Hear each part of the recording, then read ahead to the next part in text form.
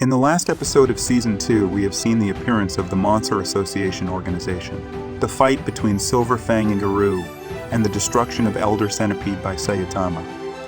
Then comes Season 3, and... Our first episode starts in the Hero Association headquarters offices, where the leaders of the Hero Association are having a meeting in high level of alert, panicking, and discussing about the crisis created by the monsters from the Monster Association and Garou, when one of the leaders suggests to call Blast immediately due to the seriousness of the situation, complaining about how he is always absent while they need him.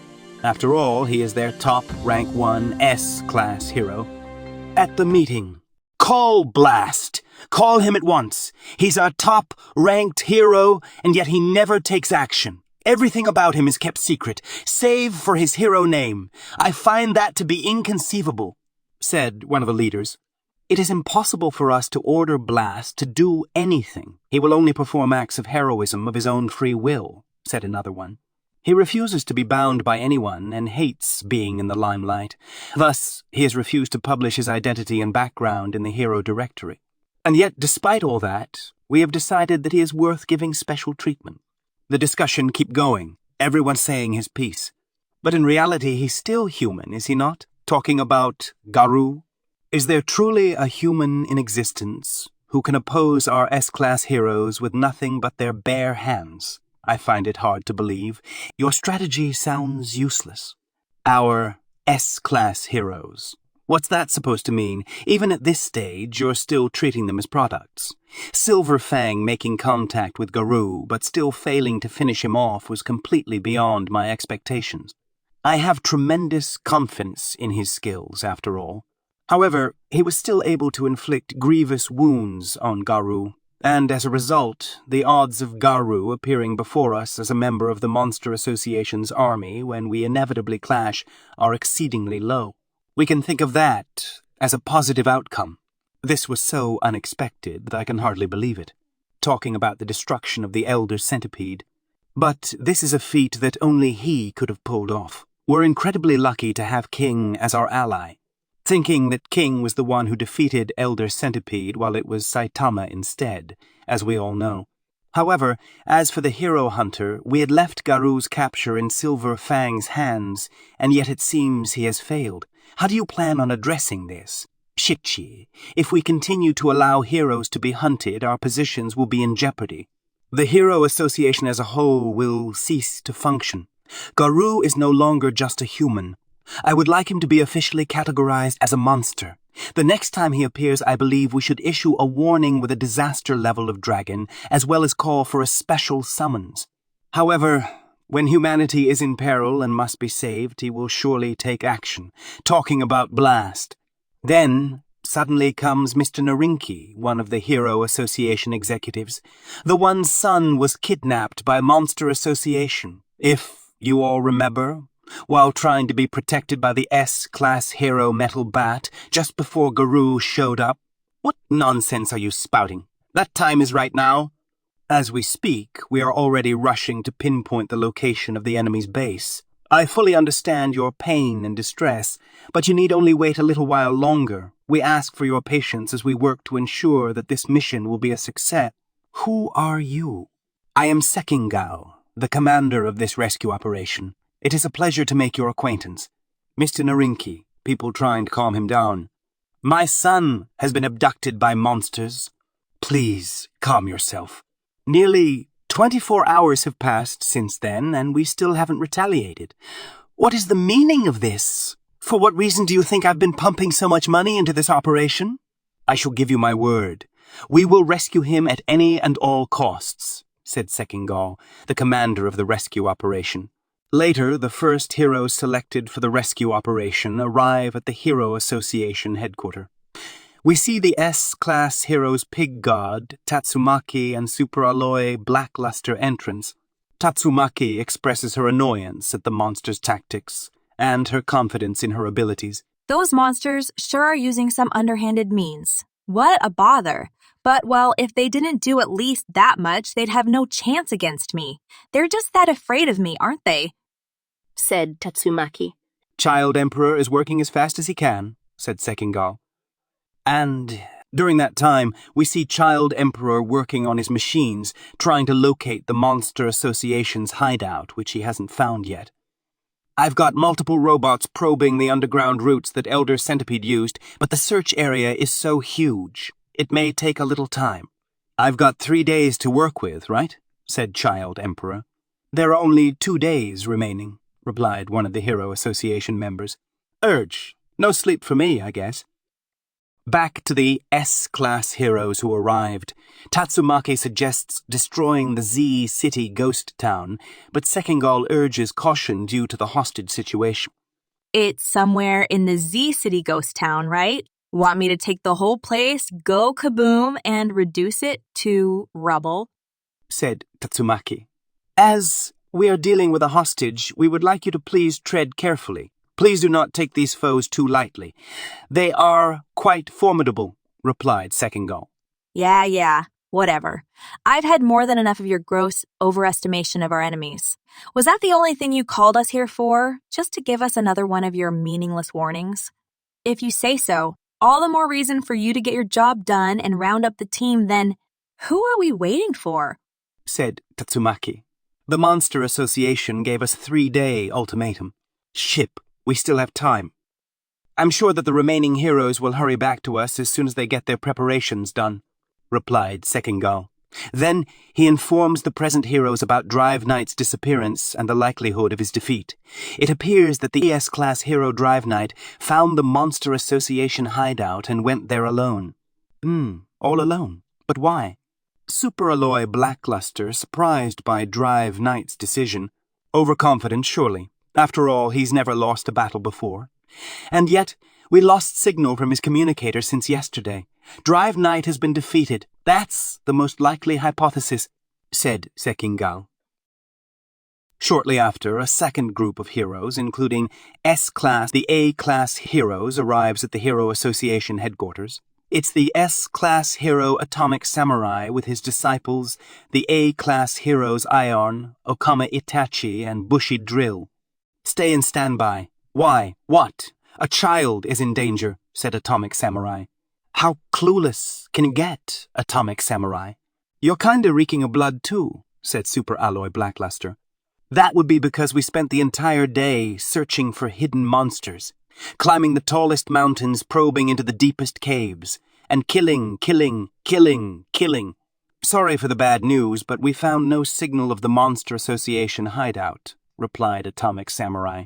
Makes sense, 'cause they say it's somewhere in Ghost Town at Z-City. You mean you all already knew that? Asked Superalloy Blackluster. So that's how it was. Well, at least to heads. On battle is easy to understand. Until then, you guys rest and take care of yourselves, said Atomic Samurai. Yes, sir, replied his disciples. Time for a nice hot shower, said Okama. After Atomic Samurai and his disciples' arrival, here comes the A-class hero Sweet Mask.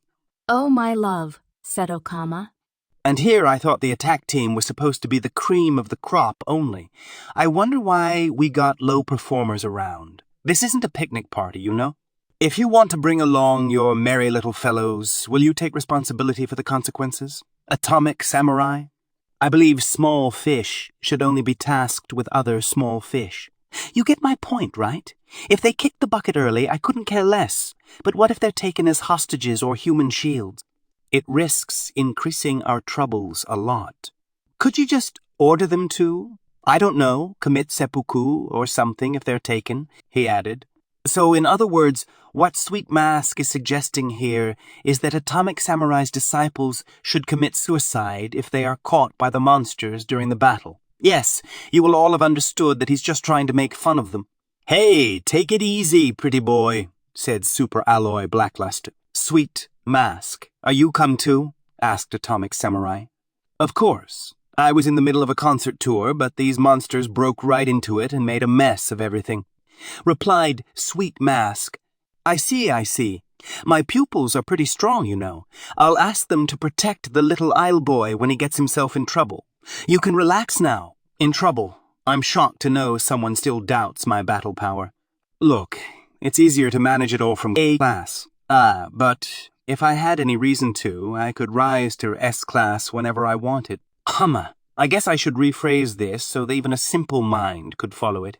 You are weaker than me, declared Sweet Mask. Is that so? Asked Atomic Samurai, getting pissed off. Don't fall for it, Master. It's hard, but keep it cool, said Iron, one of his disciples.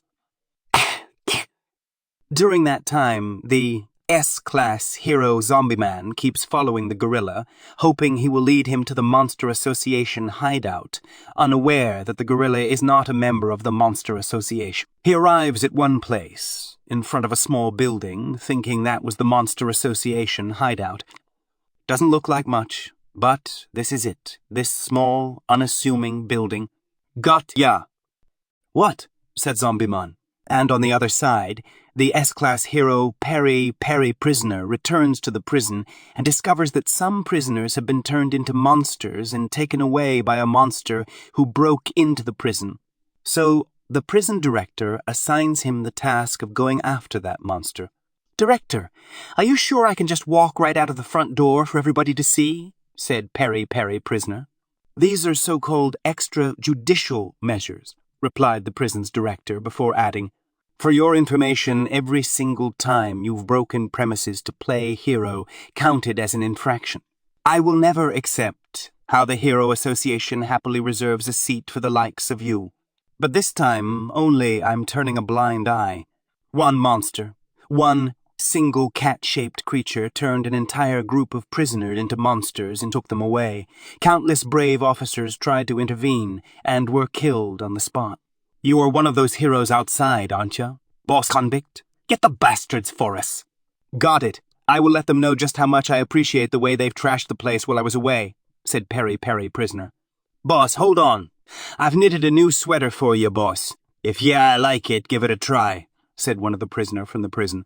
Thank you. This gives me double the courage, replied Perry Prisoner. Getting back to Child Emperor, who was still looking, for the Monster Association hideout. Could you just leave for a bit? I can't concentrate with you all looking, said Child Emperor. Very well. The Hero Association members comply and exit the room. No worries. I'll call as soon as I've got any results, said Child Emperor just before he decides to call S-Class Hero Metal Knight. Metal Knight, I know you're not actually away. Please respond. Metal Knight reluctantly answers the call, interrupting his breakfast. What now? Right in the middle of my breakfast. It's already afternoon, you know. Look, I get the feeling that I'm wasting a lot of time and effort here. I'm pretty sure someone like you must have located their hideout a long time ago, am I right? Asked Child Emperor, just before adding, Please tell me. I think I'm not making it in time. Do you really want to get the hostage killed? And he was actually right. Metal Knight already found the Monster Association hideout, but didn't say anything, still shocked by the destruction of his armor. If I say nothing, the hostage is killed. But if I say something, you may all perish, including the hostage. Ethical choices should be informed by logic, too, said Metal Knight. There's another alternative. You can join us in the operation, suggested Child Emperor before adding, What are you so afraid of anyway? What happened to Metal Knight, the mechanical body? If it's destroyed, which kind of monster did it? And how? Then Metal Knight reveals the shocking truth about his encounter. It was the king of the monsters, Orochi. I got no data on how he did it. He can extend his horns like antennas, and it was probably a single strike from them, replied Metal Knight. Child Emperor left speechless, realizing the formidable power of Orochi. Metal Knight continues, explaining his deeper concerns. It pierced through both arms raised in defense, then kept on through the entire body. Even the self-destruction mechanism was broken before it could activate. What I'm afraid of, it's not the Monster Association itself, said Metal Knight, and continues. There's another kind of evil lurking in the shadows, watching, waiting. As soon as humanity finds itself short on protectors, it's sure to come for us. You too, take care. Do not trust anyone even if they seem to be close. He who quests for justice rides alone. You must amass the strength needed for that, and preserve it. Child Emperor, he added just before hanging up. Child Emperor, filled with frustration due to the fact that he still hasn't found the hideout and determination, said, What a waste of time. Gotta find out that hideout soon, or else. On the other side, after their battle with Garou and Elder Centipede, Saitama, Genos, King, Silver Fang, and his brother Bang all went to Saitama's place to rest.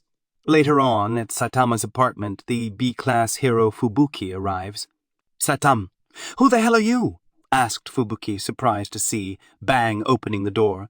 "Yes. Oh, one of his little friends, are you?" replied Bang, before adding, "Come in, don't be shy. Saitama, your friend, came to visit." The Blizzard group was obliterated. "Well, half of it was my sister's doing, but still, this is an emergency and this office belongs to the Blizzard group too, so we need a meeting, right?" said Fubuki as she enters Saitama's apartment, still considering Saitama as a member of the Blizzard group and treating his apartment like one of their offices for meeting. Once in the apartment, she's surprised by what she sees. Silver Fang lying on the ground, Genos in pretty bad shape, and Saitama and King playing games. Go on. Go back there," said Bang. "Sorry, it's so cramped here, lass." "Oh, since you're there, can you reach that compress for me?" said Silver Fang. King and Saitama totally focused, playing their game and talking. "I was at level 27, and you were still at 15, though. This type thing is way too overpowered," said Saitama. "Look, Saitama, you got to learn the type system to play this game, so can you at least put some effort into it?" replied King. "But then, how much more do I have to grind until I can beat your monster?" asked Saitama. "Even if you reach the level cap, a golem guy can't ever beat a chat meow. Golem guy is just a crap early game monster anyway," replied King, and their discussion kept going. "Couldn't you have said that a little bit sooner? I thought it seemed a bit weak, but I figured it must become strong eventually, what with its impressive looks, so I worked my ass off to level it up. Turns out it's still weak in the end. What about my devil sweat then? I put a lot of work into training this one too, and," said Saitama, frustrated about how his game characters keep losing against King's ones.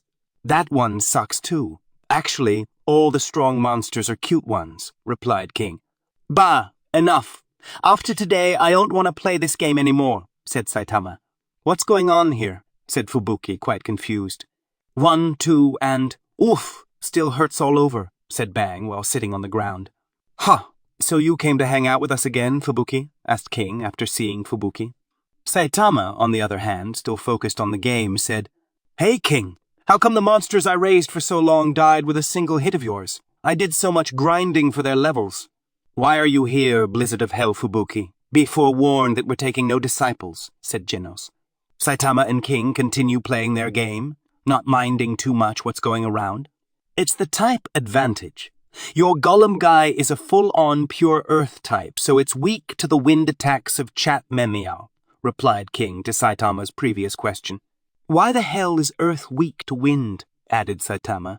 Fubuki is surprised to see that after King, now it's Silver Fang that she found in Saitama's apartment hanging, and said, "I had seen King around here before, but how come even Silver Fang is in Saitama's apartment?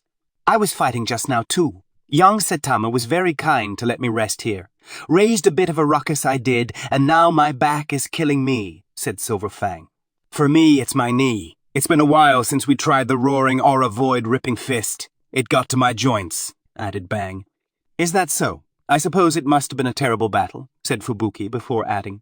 "But then, why? How come this man is just loitering around like always? Of course she is talking about Saitama, who looks just unstressed and cool, as usual, despite the battle they just went through. Just now, noticing Fubuki's presence in his apartment, Saitama say, "Why are you here?" "Shouting," Fubuki replied. "It's a state of emergency. The entire Blizzard group is done for. The Monster Association is a grave threat right now. It's not the time to be playing games. Are you even aware of our state of affairs?" "You don't have to shout. We just came back. What's wrong with resting a little bit?" said Saitama as he lays down a bit. "Don't lie down talking to me, you deadbeat," retorted Fubuki. "Like Master Saitama said, we too have just faced a formidable foe. Don't think you're the only one dealing with danger," said Genos. "Well, that's clear enough just by looking at you," said Fubuki due to Genos' state, before adding, "It had to have been incredibly powerful. Those Monster Association creatures are not to be underestimated. Isn't that so, Saitama? You're playing it off, but of course you're a bit nervous, right? Asking Saitama, to which he replies, Nah, it's the same as usual after all. What? There is no way this critical emergency is the same as usual, shouted Fubuki, surprised by Saitama's answer. What's getting her so angry anyway? Asked Saitama. Maybe it's because this isn't anything like usual, if I can say so, replied King. Come here and sit down. We're all going to have a strategic meeting, said Fubuki, still considering them as members of her group. What are you even doing in my apartment? Asked Saitama. Genos, you're an S-class hero. Have you heard anything from the upper management about our upcoming strategy? Added Fubuki. Go on, tell her, said Saitama. I had my hands busy since yesterday, cheering for Master Saitama in the tournament and battling monsters. What's more, my Hero Association communicator melted away, said Genos. Yup, mine fell into a chasm in the ground. And mine broke, somehow, when I wasn't looking. I guess it was the shockwaves from Saitama's punch, added Silver Fang and King. So what are you planning to do then? The war with the monsters has already started, said Fubuki. I can't do anything until I finish my repairs, replied Genos. Yes, I suppose that's true, said Fubuki, before Genos adding, Dr. Kuseno spent the entire night rebuilding me. Since then, he's barely even rested a few hours. He, of course, must be sleeping, so I'll probably be away from the battlegrounds for a whole day. I bet your professor didn't imagine you'd go and get your new buddy broken right out of the door, huh? Said Saitama. We, too, need to spend a little more time recovering, or else we won't manage to do a thing, said Silver Fang. There's no winning against old age, added Bang. And you, King? Asked Fubuki.